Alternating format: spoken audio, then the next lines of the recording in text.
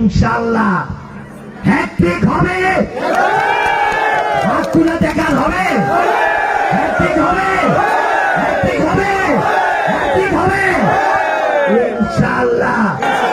8 তারিখের মাটিতে, এই মানিকদার মাটিতে মুনাফিকদের বিচার হবে ইনশাআল্লাহ।